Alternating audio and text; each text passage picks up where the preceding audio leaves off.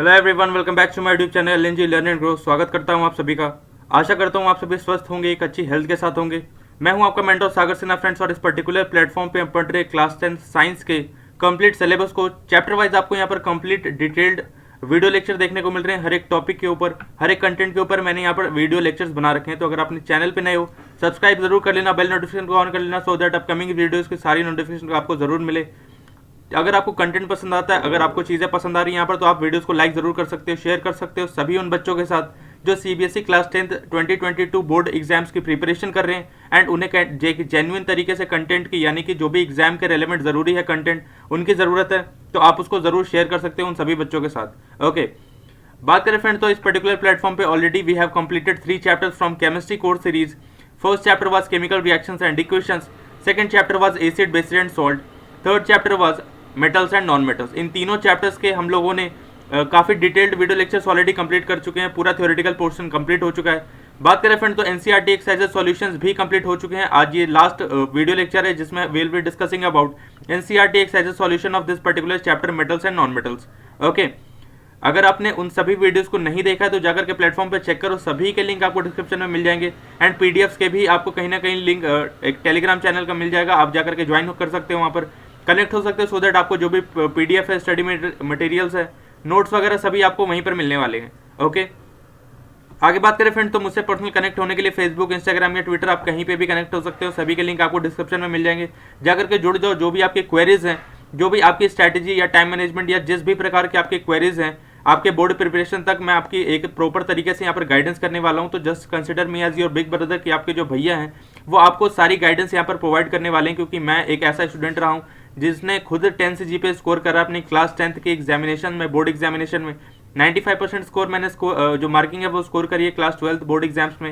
And obviously मैंने काफ़ी अच्छी जगह पे, यानी कि यूनिवर्सिटी ऑफ दिल्ली के one of the most famous college Kirori Mal college से ग्रेजुएशन करी है केमिस्ट्री ऑनर्स में। तो I know all the things that is necessary to be a successful person in your life. Okay, आगे बात करें फ्रेंड, तो मैं अन अकेडमी पे भी डाउट सॉल्विंग एजुकेटर हूं। तो अगर कोई डाउट्स हैं आपको तो आप वहां उस पर्टिकुलर प्लेटफॉर्म पे भी पूछ सकते हो। कोई भी आपके डाउट है तो मैं वहां पर जरूर रिजॉल्व करने की कोशिश करूंगा। ओके, बात करें फ्रेंड, तो आज के वीडियो लेक्चर में will be discussing about NCERT exercises solutions. Okay, obviously this is part 2, part 1 already मैंने डाल दिया था, ठीक है। तो वो वीडियो लेक्चर के लिंक भी आपको डिस्क्रिप्शन में मिल जाएंगे। सभी वीडियोस देखो यार, प्लेटफॉर्म पे सभी वीडियोस पढ़े, जो जेन्युइनली मेहनत कर रहा है जो बच्चा, वो जरूर स्कोर करने वाला है। ओके, टारगेट की बात करी जाए तो 90 to 95% की ये जो टारगेट है ये इस साल का हम लेकर के चल रहे हैं। एंड जो भी बच्चा पर्टिकुलर इस प्लेटफॉर्म से तैयारी कर रहा है ये टारगेट जरूर स्कोर करने वाला है। मेरी प्रॉपर गाइडेंस होने वाली है आप सभी बच्चों के साथ, तो आप जुड़ जरूर जाना मेरे साथ, सो दैट आपकी एक पूरी कंप्लीट बोर्ड प्रिपरेशन की रिस्पॉन्सिबिलिटी साइंस के रिगार्डिंग वो मैंने उठाई है। ओके, आगे बात करेंगे फ्रेंड्स, अब देखो ऑलरेडी इंटेक्स क्वेश्चन हम लोगों ने कंप्लीट कर लिया था पहले वाले वीडियो लेक्चर में, तो वो जाकर के देख लेना। इंटेक्स क्वेश्चन कंप्लीट डिस्कशन के साथ मैंने ऑलरेडी वो वीडियो बना दिया है। In this particular video will be discussing about NCERT solutions for class 10 science chapter 3 exercises questions. Okay, तो will be discussing about exercises questions, ठीक है। पहला क्वेश्चन यहाँ पर कहता है फ्रेंड्स कि which of the following pairs will give displacement reaction. तो ऐसा कौन सा सबसे पहले पेयर होने वाला है जो कि डिस्प्लेसमेंट रिएक्शन देगा। अब सबसे पहली बात तो यहाँ पर डिस्प्लेसमेंट रिएक्शन के डेफिनेशन क्या होता है।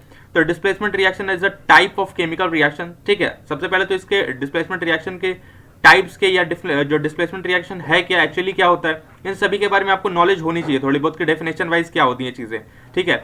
रेस्ट अगर आपको बहुत डिटेल में पढ़ना है तो आप टाइप्स ऑफ केमिकल रिएक्शन इसी प्लेटफॉर्म पे एक वीडियो लेक्चर बना रखा है मैंने, आप उसको जाकर के आराम से देख सकते हो, पढ़ सकते हो, उसमें काफी कंटेंट डिस्कस किया गया है। ओके, डिस्प्लेसमेंट रिएक्शन क्या होता है फ्रेंड्स कि it is a type of chemical reaction in which more reactive metal displaces less reactive metal from its particular salt solution, ठीक है। एंड एक्चुअली क्या करता है, जो मोर रिएक्टिव मेटल जो है वो लेस रिएक्टिव मेटल को डिस्प्लेस करने के बाद उसके ही सॉल्ट सॉल्यूशन में खुद को सब्स्टिट्यूट करता है। And this whole reaction is known as the displacement reaction.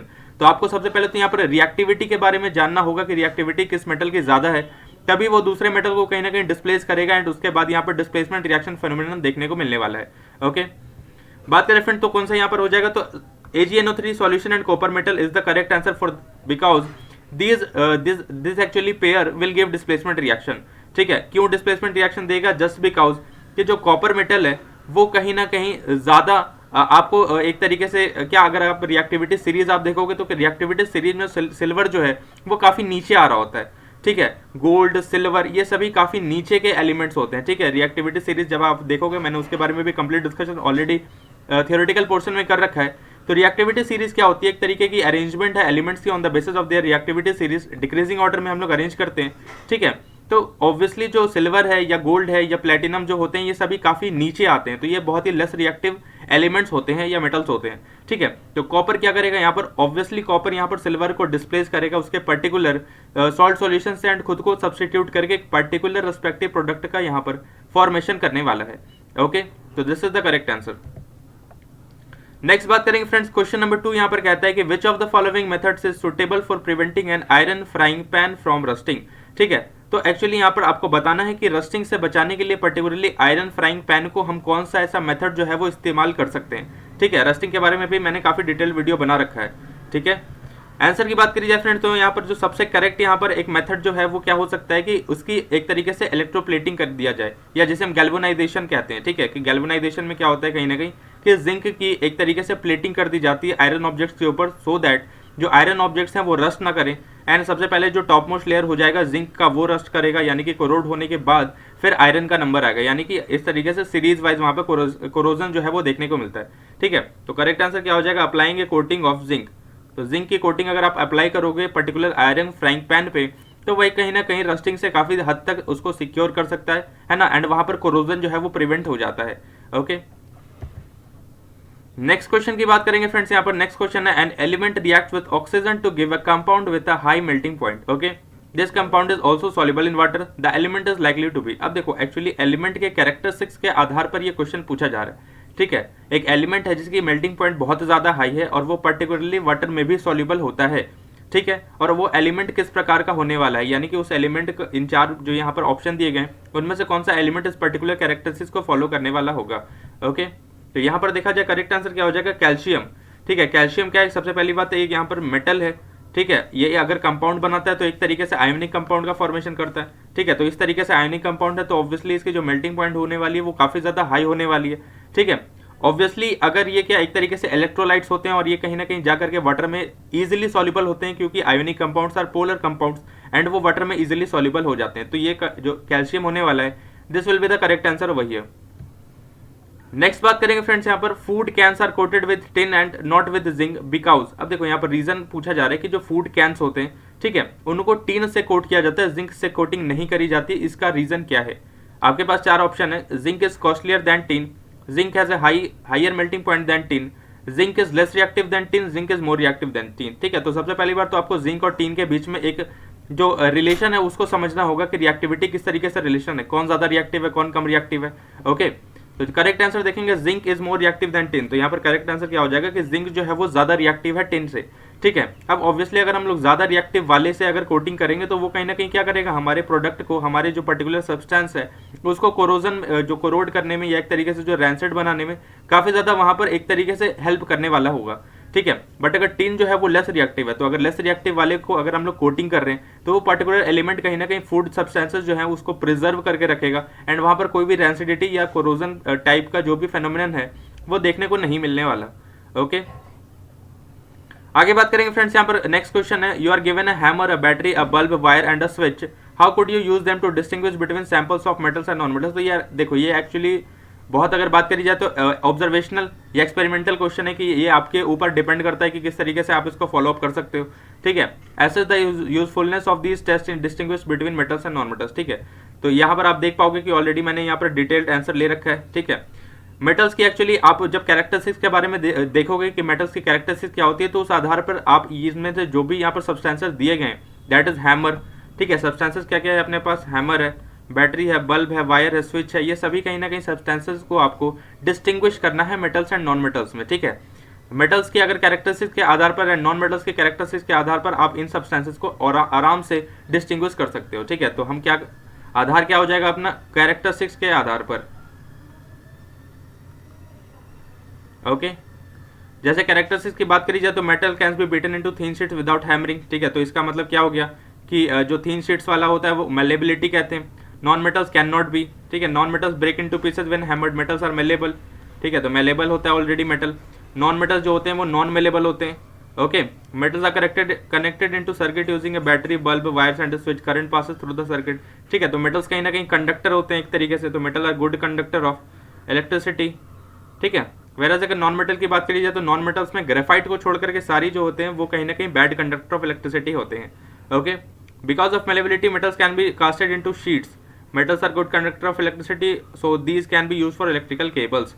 ठीक है, तो बेसिकली मेटल्स के एंड नॉन मेटल्स के कैरेक्टर्स के आधार पर आपको इनको पर्टिकुलरली डिस्टिंग्विश करना है। ओके, आगे बात करेंगे फ्रेंड, बहुत इंपॉर्टेंट यहाँ पर क्वेश्चन है सीबीएसई। अगर बात करी जाए आपके बोर्ड एग्जाम्स की तो 2011 का ये पर्टिकुलर क्वेश्चन पूछा गया है आपकी बोर्ड एग्जाम्स में। क्वेश्चन ये है कि water amphoteric oxide, give to examples of amphoteric oxides, और जो पर्टिकुलरली उस एग्जाम का जो लैंग्वेज था सेम टू सेम मैंने यहाँ पर लिया है, and that is write chemical equation that show aluminium oxide reacts with acid as well as base. ठीक है, रिएक्शन क्या हो जाएगा फ्रेंड्स यहाँ पर, अगर पर्टिकुलरली आंसर की बात करी जाए तो those metal oxide which show basic as well as acidic behaviour are known as amphoteric oxide. ठीक है, तो ये ऑलरेडी मैंने अपने वीडियो लेक्चर्स में भी डिटेल, जब हम लोग थ्योरेटिकल पोर्शन कर रहे थे तो मैंने डिटेल वहां पर भी एक्सप्लेन करा है। ठीक है, in other words metal oxide that react with both acids and bases to form salt and water are called amphoteric oxide. ठीक है, जिनमें aluminium oxide and zinc oxide जो होते हैं वो कहीं ना कहीं एम्फोटेरिक नेचर के होते हैं। ठीक है, आगे बात करी जाए फ्रेंड्स अगर रिएक्शन की, तो रिएक्शन किस तरीके का हो जाएगा, मैंने यहाँ पर डिटेल्ड आपको एक फिगर लगा रखा है, and this particular figure actually represent all the chemical equation that is involve in this particular chemical reaction. ठीक है, तो एल्यूमिनियम ऑक्साइड का किस तरीके से एसिड्स के साथ या बेसिस के साथ रिएक्शन होता है मैंने यहाँ पर कंप्लीट आपको डिस्कशन दे रखा है। ठीक है, आप देखोगे अगर एसिड के टाइम पे क्या है, यहाँ पर एल्यूमिनियम क्लोराइड का सॉल्ट का फॉर्मेशन होता है, एंड इसी प्रकार से जब यहाँ बेस के साथ है तो यहाँ पर सोडियम एल्यूमिनेट, तो दो अलग अलग प्रकार के यहाँ पर एक्चुअली सॉल्ट का कंपाउंड का फॉर्मेशन देखने को मिलता है। ओके, आप आराम से इसको समझ सकते हो, ऑलरेडी सबको डिस्कस कर लिया गया है। नेक्स्ट बात करेंगे फ्रेंड्स 7th क्वेश्चन की, एंड 7th क्वेश्चन है कि name 2 metals which will displace hydrogen from dilute acids and 2 metals which will not. ठीक है, तो एक्चुअली आपको 2 मेटल्स के बारे में बताना है जो कि हाइड्रोजन को डिस्प्लेस कर देगा डाइल्यूट एसिड से, है ना, एंड 2 मेटल्स जो कि नहीं कर पाएगा। तो सबसे पहले तो अगर रिएक्टिविटी की बात हो रही है तो अगेन आपको रिएक्टिविटी सीरीज जरूर पढ़ना है। ठीक है, देखो रिएक्टिविटी सीरीज की अगर स्पेसिफिकली मैं बात करूँ, ठीक है, रिएक्टिविटी सीरीज ये बहुत ज़्यादा इंपॉर्टेंट होने वाला है। आप जब भी एलिमेंट्स के, मेटल्स के या नॉन मेटल्स के, एक्चुअली बेसिकली मेटल्स के, है ना, जब आप पढ़ोगे कि किस तरीके से कौन सा मेटल रिएक्टिव है, कौन सा मेटल इस तरीके का रिएक्शन शो करेगा, वहाँ पर रिएक्टिविटी सीरीज जो है वो बहुत मैटर करता है। अगर आपको ये याद है तो आप कहीं ना कहीं बहुत आगे हैं अपने साथ के जो भी आपका कॉम्पिटिटर है उससे आप बहुत आगे हैं, बहुत बेहतरीन है। ठीक है, आंसर की बात करेंगे, metals above hydrogen in the activity series like sodium and magnesium displace hydrogen from dilute acid. तो अब देखो ऑब्वियसली जो टॉप मोस्ट एलिमेंट्स होते हैं ना, जो अगर पोटेशियम की बात करी जाए, सोडियम है, मैग्नीशियम, कैल्शियम, ये सभी ऐसे एलिमेंट्स हैं, ये सभी ऐसे मेटल्स हैं जो कि कहीं ना कहीं हाइड्रोजन को डिस्प्लेस कर सकते हैं उसके पर्टिकुलर डाइल्यूट एसिड से। ओके, और वहीं पे अगर जो एलिमेंट्स हैं जो पर्टिकुलरली हाइड्रोजन से नीचे पाए जाते हैं एक्टिविटी सीरीज में, जैसे फॉर एग्जांपल बात करी जाए कॉपर की, सिल्वर की, ये कहीं ना कहीं do not displace hydrogen from dilute acid. ये क्या कर सकते हैं, ये कहीं पे भी हाइड्रोजन को डिस्प्लेस नहीं कर सकते हैं उसके पर्टिकुलर डाइल्यूट एसिड से, जस्ट बिकॉज कि इनके पास इतनी रिएक्टिविटी नहीं होते हैं, ये लेस रिएक्टिव होते हैं हाइड्रोजन से भी। ठीक है, तो ऑब्वियसली कोई भी लेस रिएक्टिव एलिमेंट किसी मोर रिएक्टिव एलिमेंट को डिस्प्लेस नहीं कर सकता। ओके, आगे बात करेंगे फ्रेंड्स नेक्स्ट क्वेश्चन के बारे में। नेक्स्ट क्वेश्चन है, in the electrolytic refining of a metal M what would you take as the anode and the cathode and the electrolyte. ठीक है, तो मतलब बेसिकली आपको एक तरीके इलेक्ट्रोलाइटिक रिफाइनिंग अगर आप मेटल एम का कर रहे हो तो वहां पर एनोड, कैथोड एंड इलेक्ट्रोलाइट के बारे में आप क्या क्या चीजें लोगे, सजेस्ट करोगे, आपको यहाँ पर बताना है। ठीक है, कैथोड की बात करी जाए फ्रेंड तो हमेशा प्योर मेटल को हम लोग लेते हैं। ठीक है, एनोड क्या होता है, इम्प्योर मेटल होता है, एंड अपना इलेक्ट्रोलाइट क्या होता है, सॉल्ट सॉल्यूशन को हम लोग इलेक्ट्रोलाइट यहाँ पर लेते हैं। ठीक है, तो ये चीज़ ऑलरेडी मैं वीडियो लेक्चर में भी डिस्कस कर रखा है ऑलरेडी डिटेल्ड में, देख आप जाकर के देख सकते हो वीडियोज, आप सब कुछ पढ़ सकते हो, सब कुछ वीडियोज में ऑलरेडी काफ़ी अच्छे तरीके से कंपैरिजन करी गई है, तो वीडियोज आपके लिए काफ़ी हेल्पफुल होने वाले हैं। ठीक है, नेक्स्ट बात करेंगे, Pratyush took sulphur powder on spatula and heated it, he collected the gas evolved by inverting a test tube over it as shown in the figure. ठीक है, तो एक तरीके का पूरा एक्सपेरिमेंटल सेटअप के आधार पर ये पूरा क्वेश्चन पूछा जा रहा है। ठीक है, ये आपको फिगर ये दर्शाया गया है यहाँ पर, एंड इस फिगर के आधार पर ये पूरा जो एक्सपेरिमेंटल सेटअप है वो तैयार किया गया है कुछ इस प्रकार से। क्वेश्चन यहाँ पर पूछे जा रहे हैं कि what will be the action of gas on dry litmus paper, moist litmus paper. ठीक है, तो सबसे पहले तो जो एक्शन ऑफ गैस है, ठीक है, उसके बारे में पूछा जा रहा है कि लिटमस पेपर और जो ड्राई लिटमस पेपर होता है या मॉइस्ट लिटमस पेपर होता है, इन पे किस तरीके का इफेक्ट शो करने वाला है। दूसरा हमें बताना है कि balance chemical equation for the reaction taking place. ठीक है, बात करी जाए तो सबसे पहले ड्राई लिटमस पेपर पे तो हमेशा हमें पता है कि कोई भी एक्शन नहीं होने वाला है, क्योंकि हमेशा एसिड्स के लिए एक तरीके का मॉइस्चर की रिक्वायरमेंट बहुत ज़्यादा होती है, ठीक है। अगर बात करें हम लोग की एसिड्स की, अगर हमें आइडेंटिफिकेशन करना है पर्टिकुलर सब्सटेंसेस में, तो वहाँ पर उसका एक तरीके से जो मॉइस्चर है, वाटर कंटेंट है, उसकी रिक्वायरमेंट बहुत ज़्यादा है, ठीक है। मॉइस्ट वाटर वेपर की बात करें फ्रेंड तो बिकम रेड, तो यहाँ पर क्या होता है, एक तरीके से रेड यानी कि लाल, आपको एक तरीके का जो कलर है वो आपको देखने को मिलता है, ओके। दूसरे अगर केमिकल रिएक्शन की बात करें फ्रेंड तो यहाँ पर sulphur plus oxygen sulphur dioxide का यहाँ पर फॉर्मेशन होता है, एंड ये सल्फर डाइऑक्साइड जब वाटर के साथ रिएक्ट कर रहा होता है तो यहाँ पर सल्फ्यूरस एसिड का फॉर्मेशन होता है, ठीक है। तो ये आप समझ सकते हो, एक तरीके से हम लोगों ने ये भी पढ़ा था कि मेटल के ऑक्साइड जो होते हैं वो कहीं ना कहीं बेसिक नेचर के होते हैं, जो नॉन मेटल के ऑक्साइड होते हैं वो कहीं ना कहीं एक तरीके से एसिडिक नेचर के होते हैं, ओके। तो यहाँ पर जो एसिडिक नेचर का यहाँ पर एसिडिक ऑक्साइड है सल्फर डाइऑक्साइड, ये वाटर के साथ रिएक्ट करके सल्फ्यूरस एसिड बनाने का काम करता है, ओके। आगे बात करेंगे फ्रेंड्स, आगे क्वेश्चन है state two ways to prevent the rusting of iron, and 11th question है अपना what type of oxides are formed when non metals combine with oxygen. सबसे पहले बात करेंगे क्वेश्चन नंबर 10 के बारे में कि दो आपको तरीके बताने हैं जिसके आधार पर आप रस्टिंग जो है वो उसको कहीं ना कहीं रोक सकते हो, उसको प्रिवेंट कर सकते हो। तरीके बहुत ही आसान है, मैंने तरीकों के बारे में अभी कुछ पहले वीडियो लेक्चर्स में भी डिस्कस कर रहे हैं कि पेंट कर सकते हैं हम पर्टिकुलर जो भी आयरन ऑब्जेक्ट्स हैं उनको। Galvanisation is the very much important एक तरीके का प्रोसेस है जिसके द्वारा हम रस्टिंग को प्रिवेंट कर सकते हैं, ओके। 11 की बात करी जाए फ्रेंड्स, यहाँ पर what type of oxides are formed when non metals combine with oxygen, ठीक है। आंसर क्या हो जाएगा, non metals combine with oxygen to form acidic oxide और न्यूट्रल ऑक्साइड्स, ठीक है। तो मैंने अभी यही चीज आपको एक्सप्लेन करी है कि नॉन मेटल्स के जो ऑक्साइड है वो कहीं ना कहीं आपको दो तरीके के ऑक्साइड फॉर्मेशन बनाने में हेल्प करते हैं या देखने को मिलते हैं एज अ रिजल्टेंट, ठीक है। पहला होता है एसिडिक ऑक्साइड्स, ठीक है, एंड दूसरा होता है न्यूट्रल ऑक्साइड्स, ठीक है। रिएक्शंस की बात करी जाए फ्रेंड्स की acidic oxide and neutral oxide कौन सा हो सकता है, तो सल्फर का जब वाटर के ऑक्सीजन के साथ रिएक्शन हो रहा है तो सल्फर डाइऑक्साइड एक्चुअली जो ये पर्टिकुलरली ऑक्साइड है सल्फर डाइऑक्साइड, ये एक नॉन मेटल का ऑक्साइड है एंड ये एसिडिक नेचर का है, ठीक है। वहीं पर अगर बात करी जाए फ्रेंड्स न्यूट्रल ऑक्साइड के बारे में, तो यहाँ पर जब हाइड्रोजन का रिएक्शन होता है ऑक्सीजन के साथ, ऑब्वियसली ये नॉन मेटल का रिएक्शन है, ठीक है। तो आप यहाँ पर देख पा रहे होगे कि यहाँ पर जो वाटर का फॉर्मेशन हो रहा है ये एक तरीके का न्यूट्रल ऑक्साइड है, ठीक है। आगे बात करेंगे फ्रेंड्स, क्वेश्चन नंबर 12 कहता है, बहुत ही बेहतरीन क्वेश्चन है, काफी सुंदर इस तरीके से पूछा जा रहा है, गिव रीजंस, ठीक है। देखो गिव रीजंस वाले क्वेश्चन स्पेसिफिकली आपको जरूर पढ़ने हैं क्योंकि इस तरीके के क्वेश्चन काफी बारी बोर्ड एग्जाम्स में चांसेस होते हैं आने के, काफी बारी, ठीक है। क्योंकि जो एक्चुअली बोर्ड पूछना चाहता है वो बोर्ड आपसे यही पूछना चाहता है कि क्या आपको जो एप्लीकेबल चीजें हैं, ठीक है, एनालिटिकल चीजें हैं वो पता है या नहीं, ठीक है। मेटल्स के बारे में हमने पढ़ दिया बट उसके एप्लीकेशंस आपको पता है या नहीं पता है, ठीक है। रिएक्टिविटी सीरीज आपने पढ़ ली बट उसके जो भी एप्लीकेशंस है, ठीक है, वो आपको पता है या नहीं, ये सभी कुछ जो है वो कहीं ना कहीं बोर्ड एक्चुअली आपसे पूछना चाहता है, ठीक है। डायरेक्ट डेफिनेशन का जो ट्रेंड है वो कहीं ना कहीं काफी ज्यादा चेंज हो सकता है या हो रहा है, ठीक है।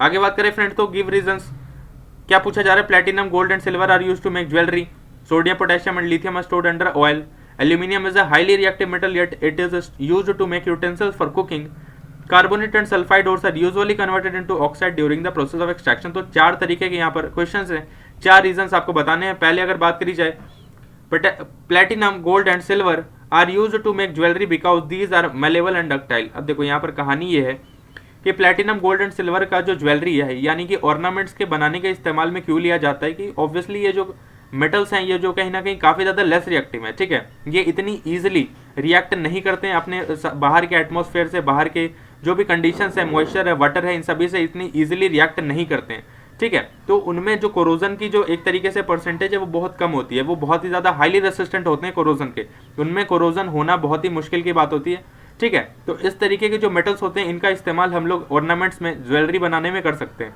ठीक है।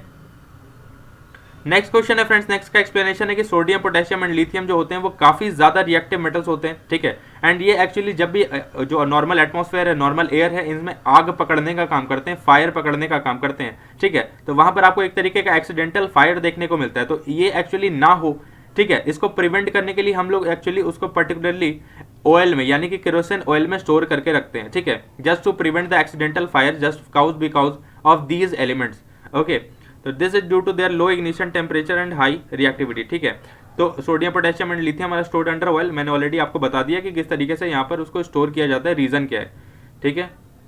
आगे बात करेंगे थर्ड यहाँ पर जो रीजन है फ्रेंड्स की aluminium forms a non reactive layer of aluminium oxides on its surface, this layer prevents aluminium to react with other substances, that's why aluminium is used to make cooking utensils. देखो होता क्या है aluminium एक तरीके का non reactive layer हमेशा form करके रखता है अपने बाहरी सराउंडिंग पे, अपने सर्फेसेस पे, ठीक है। एंड ये लेयर जो है वो कहीं ना कहीं एल्यूमिनियम को रिएक्ट करने से रोकता है, पर्टिकुलरली अलग अलग सब्सटेंसेस से। And that's why this is the particular reason कि हम लोग एल्यूमिनियम का इस्तेमाल कुकिंग यूटेंसिल्स में, यानी कि खाना बनाने के जो भी बर्तन है आपके घरों में आप देखते होगे, उन सभी में कहीं ना कहीं एल्यूमिनियम का इस्तेमाल किया जाता है, ठीक है। जस्ट बिकॉज कि ये कहीं ना कहीं जो रिएक्शन है वो शो नहीं करता है, ठीक है।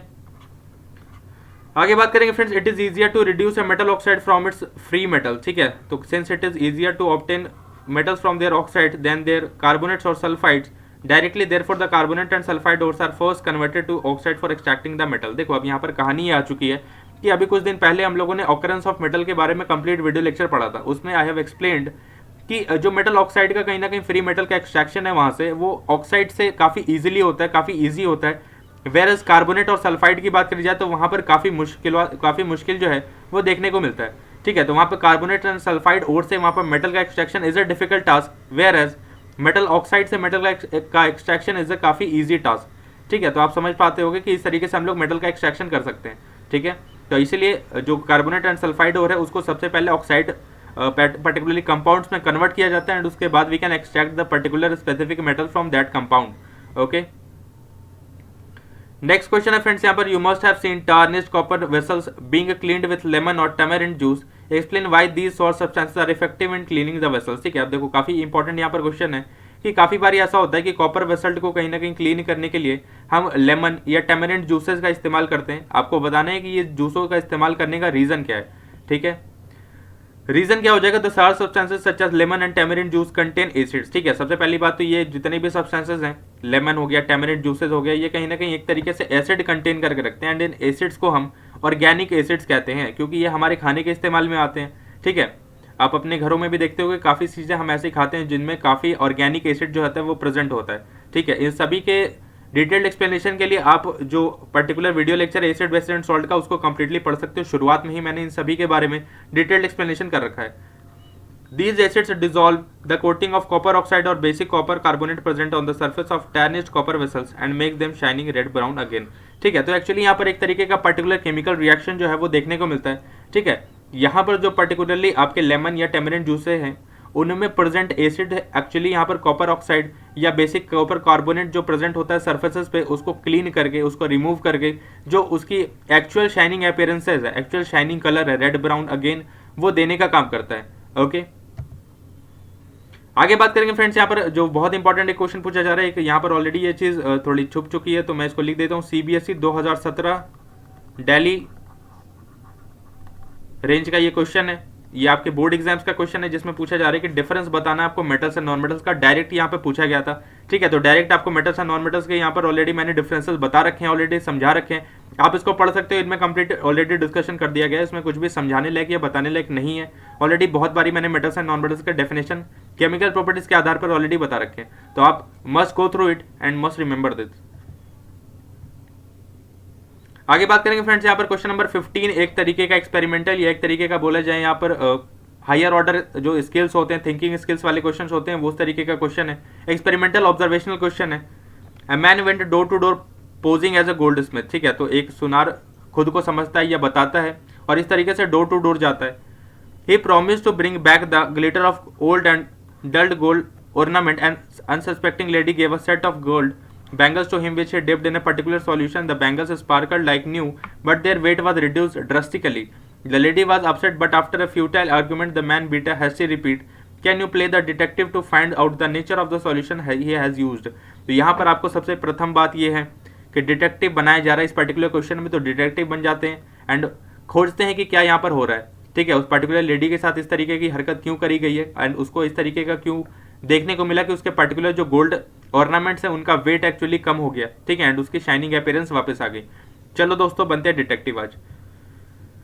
आंसर क्या हो जाएगा यहाँ पर, the dishonest gold Smith dipped the gold bangles in aqua regia. अब यार देखो एक्वा रिजिया एक काफी इंपॉर्टेंट यहाँ पर कंपाउंड होता है, ऑलरेडी मैंने इसके बारे में बता रखा है पहले भी कि एक्वा रिजिया एक काफी इंपॉर्टेंट एंड काफी एक तरीके से बहुत ही इंपॉर्टेंट एक तरीके का कंपाउंड होता है, ठीक है, जिनमें इसकी जो रिक्वायरमेंट होती है ये किसी भी चीज को कहीं ना कहीं डिसॉल्व कर सकता है, इवन मेटल्स, ठीक है। तो ये काफी इंपॉर्टेंट एंड काफी एक तरीके से बोला जाए तो इसकी जो कैरेक्टरिस्टिक्स है, प्रॉपर्टीज है, वो बहुत ही ज्यादा जबरदस्त प्रॉपर्टीज वाली होती है, ठीक है। Which contains 1 part of concentrated nitric acid and 3 parts of concentrated HCl acid. तो यहाँ पर अगर HCl और HNO3 की परसेंटेज के बारे में बात करी जाए फ्रेंड्स, यहाँ पर तो 3, ठीक है, यहाँ पर एक्चुअली 3:1 का आपको जो रेशियो है वो देखने को मिलता है, ठीक है। 3 हाइड्रोक्लोरिक एसिड की जो परसेंटेज है वो 3 होती है, एंड अपनी HNO3 की जो परसेंटेज है या रेशियो अगर बोला जाए तो ये 1 है, तो इसके कंसंट्रेशन रेशियो 3:1 होते हैं, ठीक है। एक्वा रिजिया एक्चुअली क्या करता है कि जितने भी जो उसके टॉप मोस्ट लेयर के जो एक्चुअली गंदे वाले जो गोल्ड्स होते हैं उसको कहीं ना कहीं डिजोल्व कर लेता है ना, उसको एक तरीके से डिजोल्व करके आपका जो ओरिजिनल कलर है वो देने का काम करता है। तो aqua regia dissolve a considerable amount of gold from gold bangles and hence reduce their weight drastically. तो एक्चुअली एक्वा रिजिया एक तरीके का जो टॉप मोस्ट लेयर होते हैं गोल्ड बैंगल्स के, उनको कहीं ना कहीं डिजोल्व कर लेता है अपने पर्टिकुलर सॉल्यूशन में, एंड वहां पर जो उसके ओरिजिनल कलर है, उसकी ओरिजिनलिटी है, ठीक है, उसको देने का काम करता है। तो ऐसा लगता है कि जो पर्टिकुलर जो सॉल्यूशन है उसमें जो गोल्ड की गंदगी थी वो चली गई है, एंड अपना जो गोल्ड है वो अब पार्टिकुलरली बच चुका है, सेफ क्लीन बच चुका है, बट उसमें ऑलरेडी इस तरीके की काम करी गई है। The dishonest Goldsmith can recover the dissolved gold from aqua regia bye suitable treatment. अब देखो ये पर्टिकुलर गोल्डस्मिथ बहुत यार चालाक होता है, ठीक है, ये घर घर जाकर के इस तरीके से गोल्ड पर्टिकुलर सॉल्यूशन में कलेक्ट करता है, एंड एक तरीके का सुटेबल ट्रीटमेंट के बाद उन सारे ही गोल्ड्स को कलेक्ट कर लेता है, एंड उनका अपने प्रॉपर जो फाइनेंशियल या इकोनॉमिकल पर्पस के लिए इस्तेमाल कर सकता है, एंड उसको एक तरीके से बेच सकता है या उसको जाकर के उसको पैसों में कन्वर्ट कर सकता है। क्लियर है? तो कहानी यहाँ पर यह है, गोल्डस्मिथ यार बहुत ही इंटेलिजेंट इंसान होते हैं, और इस तरीके की हरकतें आप अपने घरों में भी या आपके आसपास अगर कोई कर रहा है तो उनको रोको, ठीक है, उनको बताओ कि इस तरीके की जो ऑब्जर्वेशन है वो हो रही है, इस तरीके का फेनोमेनन होता है, ठीक है। काफ़ी लोग अभी भी गाँव में या ऐसे बहुत सारे ऐसे छोटे शहर हैं जहाँ अभी भी ये सब जो चीज़ें हैं, जो काम है वो हो रहे होते हैं। आप सभी इंटेलेक्चुअल हो, आप सभी समझदार हो, एंड आप सभी से मेरा अनुरोध है कि इन जहाँ पे भी आपको इस तरीके की हरकतें ऑब्जर्वेशन देखने को मिल रही है, रोको। नेक्स्ट क्वेश्चन है friends, give reason why copper is use to make hot water tanks and not silk, ठीक है, एलॉय ऑफ आयरन। अब देखो यहाँ पर जो रीजन हो जाएगा फ्रेंड्स, क्या हो जाएगा कि copper is a better conductor of heat than steel, copper does not corrode easily, ठीक है, copper does not react with water at any temperature. तो यार देखो सबसे पहली बात तो क्वेश्चन ये था कि कॉपर का इस्तेमाल क्यों किया जाता है हॉट वाटर टैंक्स बनाने में, जबकि स्टील का इस्तेमाल नहीं किया जाता, ठीक है, जो कि एलॉय होता है ना, एक तरीके से स्टील जो है वो एलॉय है आयरन का। तो यहाँ पर सबसे पहली बात यह है कि कॉपर एक इंडिविजुअल एलिमेंट है, वेयर स्टील क्या होती है, एक तरीके का एलॉय हो रहा होता है, ठीक है। तो सबसे पहला डिफरेंस तो ये हो गया अपना। नेक्स्ट यहाँ पर डिफरेंसेस क्या है कि copper is a better conductor of heat than steel, ठीक है, copper does not corrode easily, तो कोरोजन काफी मुश्किल से होता है कॉपर का, बट स्टील जो है वो काफी इजिली कोरोड कर सकता है। Copper does not react with water at any temperature where iron react with water on heating. तो एक्चुअली यहाँ पर काफी इंपॉर्टेंट रीजन मैंने ऑलरेडी दे रखा है कि कॉपर का रीजन, कॉपर एक्चुअली वाटर के साथ कोई भी रिएक्शन नहीं शो करता है, बट आयरन जो है वो हीट करने के बाद रिएक्शन शो करने लग जाता है, ठीक है। तो ये सारे ही क्वेश्चन जो थे वो कहीं ना कहीं एक्सरसाइजेस के क्वेश्चन थे, मैंने कंप्लीट डिस्कशन ऑलरेडी करवा दिया है। तो भाइयों और बहनों, आप जो भी छोटे मेरे भाई बहन हैं, सभी आप इसको पढ़ लो अच्छे तरीके से, ठीक है, समझ लो। इन सभी के नोट्स एंड पीडीएफ के लिए मैं आपको ऑलरेडी टेलीग्राम चैनल अगर आप ज्वाइन कर सकते हो तो ठीक है, वरना हर एक वीडियो लेक्चर के मैं जो डिस्क्रिप्शन है वहाँ पर मैं डाल दूंगा लिंक, एंड वहाँ से आप डायरेक्ट डाउनलोड कर सकते हो, ठीक है। एंड उसके बाद अगर आपको पढ़ना है तो आप प्रॉपर अपने इसके पढ़ने के इस्तेमाल में भी आप इसको ले सकते हो। क्लियर है? मिलते हैं फ्रेंड्स नेक्स्ट वीडियो में, तब तक के लिए आपको अगर ये वीडियो सीरीज पसंद आ रही है, अगर आपको काफ़ी हेल्प हो रही है अपनी पढ़ाई में, अपनी स्टडीज़ में, तो आप मेरे को कमेंट सेक्शन में ज़रूर बताओ कि क्या आप चीज़ें हैं और क्या चाहते हो आप अपने इस बड़े भैया से, ठीक है, किस तरीके की गाइडेंस मैं और प्रोवाइड कर सकता हूँ आप सभी के बोर्ड प्रिपरेशन के लिए। ओके, मिलते हैं फ्रेंड्स नेक्स्ट वीडियो में। नेक्स्ट वीडियो जो है वो अपनी नेक्स्ट चैप्टर के आधार पे आएगी, तो वीडियो हो सकती है थोड़ी लेट आए क्योंकि मेरे को पूरा कंटेंट कंपाइलेशन करना होता है। जो भी बेस्ट ऑफ द कंटेंट है वो मैं निकाल करके लाता हूँ, तो ऑन दिस प्लेटफॉर्म आपको जो भी बोर्ड रिलेवेंट चीज़ें हैं वो सब देखने को मिलता है, ठीक है। इसके अलावा जो अगर फालतू की चीज़ें या कहानी अगर आपको पढ़ना है तो आप किताबें ज़रूर उठा करके पढ़ सकते हो, बट यहाँ पर बोर्ड के रिलेवेंट चीज़ है कि अगर पर्टिकुलर जो भी चीज़ें मैं स्टेटमेंट वाइज यहाँ पर पढ़ा रहा हूँ वो आपके बोर्ड एग्जाम्स का पार्ट ज़रूर बनने वाले हैं। इस बात को आप अपने रिमाइंड कर लेना, ध्यान रख लेना अपने दिमाग में, एंड इस चीज़ को आप फॉलो करो सो दैट आपके जो मार्किंग है वो 90-95% की जो मार्किंग है वो आप ज़रूर स्कोर कर लोगे। कोई भी प्रॉब्लम की बात नहीं है, मैंने स्कोर करा, बहुत बच्चे स्कोर करते हैं, कोई बड़ी बात नहीं है, ठीक है। मिलते हैं फ्रेंड्स नेक्स्ट वीडियो में, तब तक के लिए बने रहना अपने बड़े भैया के साथ, सब्सक्राइब कर लेना, सब्सक्राइब कर लो अभी जाकर के चैनल को, बेल नोटिफिकेशन को ऑन कर लेना तो अपकमिंग वीडियोस के नोटिफिकेशन आपको जरूर मिले। लाइक कर देना वीडियो को पसंद आ रहा है, अगर आपको वीडियो सीरीज कंटेंट समझ आ रहा है, पसंद आ रहा है तो शेयर कर देना उन सभी बच्चों के साथ अपने घर में, भाई बहन, माता पिता, और भी जो लोग जो साइंस पढ़ना चाहते हैं, केमिस्ट्री का बेसिक्स पढ़ना चाहते हैं, उन सभी के साथ, specifically class 10th board preparation वाले बच्चों के साथ जो जिनकी तैयारी अभी भी रह रही है, जो अभी तैयारी कर रहे हैं प्रॉपर तरीके से, दिस इज द प्लेटफॉर्म जहाँ पर आपको सिस्टमैटिक चैप्टर वाइज हर एक चीज़ यहाँ पर प्रोवाइडेड मिल रही है। ओके, मिलते हैं फ्रेंड्स नेक्स्ट वीडियो में, तब तक के लिए thank you so much, stay safe, stay happy.